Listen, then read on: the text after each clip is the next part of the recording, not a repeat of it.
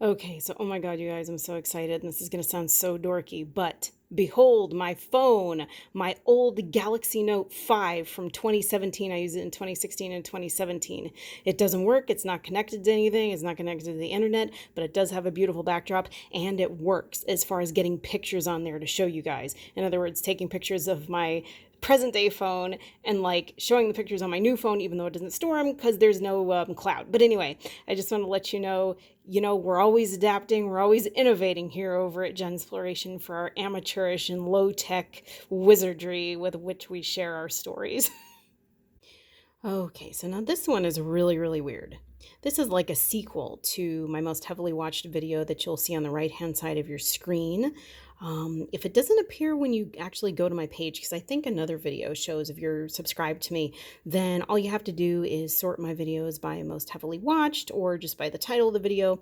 You should be able to get a good summation. And in a nutshell, my friend, who's the blonde girl on the far left of the actual picture of the three women, essentially appeared in both photos of college graduations of colleges that she had both attended, except she only graduated from one college. So the college that she attended first and transferred from, she was at a reunion party with her girlfriends, and she went to college back in the 80s, and these were all paper photos. And she disappeared from all the photos pending the 2 years that she didn't go to that college. And then at the end of the photo album, she started appearing again in everybody's graduation pictures. And these were paper photos, so you wouldn't have been able to do any kind of electronic Photoshoppery or anything like that. I mean, you could do Photoshoppery, but it'd be a lot harder because you'd have to take out the original paper photos, put in the new paper photos. And in the actual video, I go into the heavy analysis of how the photos look strange and so on and so forth. Although I regret one thing. I think there was a bit of confusion in the video, because in the first video that I did, in the video on the right, because people didn't hear that it was my friend's mother. I just said her mother. And I think they thought it meant that it was my friend's mother. So everybody kept wanting to be like, oh, then maybe that was just a girl who looked like her at the graduation. And I'm like, no, her own mother was there. My friend's own mother was there. She appeared in the picture. She doesn't remember being there. She doesn't remember having an unknown twin whose graduation she only would have attended, and then no more. That said, the picture on the far left is a current picture of my friend, allegedly taken around January, though she remembers it not at all. And it is of her in an M95 mask. And so this is her quotation over the picture that she posted on Facebook. This is quite strange. I was just looking through some pics and found one taken on January 9th. I'm wearing an M95 mask. I don't recall taking this. It's an odd thing, so random. I don't recall knowing about COVID-19 in January, just a rather synchronistic picture. So it was really strange. I know I had heard of COVID-19 on December 31st, but it still wasn't in the forefront of my mind or anybody's minds. Plus, my friend said that she was traveling on a celebration at this time, so it probably definitely wouldn't have been in the forefront of her mind. And it would be even weirder for her to go into a store and try on a mask and then take a picture of it during vacation, number one. And number two, particularly since she says, and these were all her comments under the photos, she does not like taking pictures. She does not like taking selfies, number one. Number two, she doesn't like taking unflattering selfies. Number three, she never takes her phone out when she's shopping. And I think most of us don't now because of like, we don't want to get any germs on our phone. I actually keep my phone home when I'm shopping. But that's just not characteristic of her.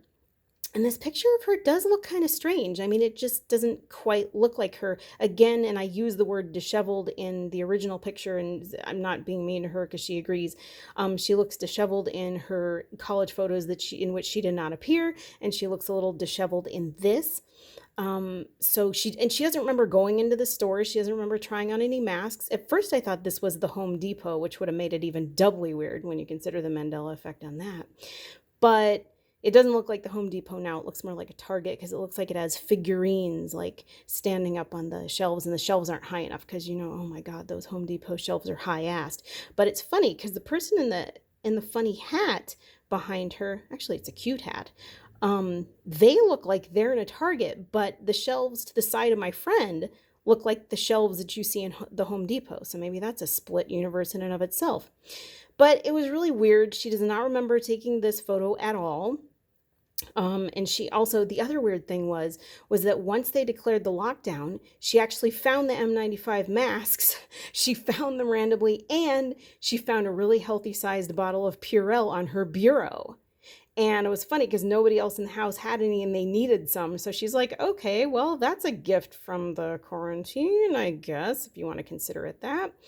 So the whole thing was just really weird. And what it really reminds me and makes me harken back to is the story that I heard on this. There was this website, it was called Unknown Country, and it was a Whitley Strieber website. So back in like 2000, like before 2009, I used to watch, I used to listen to Coast, and I used to listen to Whitley Strieber's Unknown Country.